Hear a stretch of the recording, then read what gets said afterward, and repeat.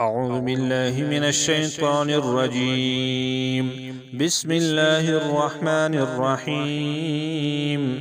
لن يستنكف المسيح أن يكون عبدا لله ولا الملائكة المقربون، ومن يستنكف عن عبادته ويستكبر فسيحشرهم إليه جميعا.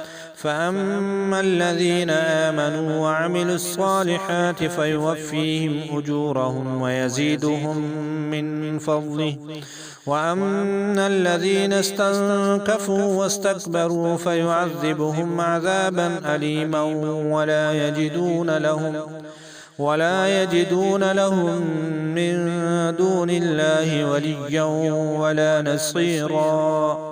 يا أيها الناس قد جاءكم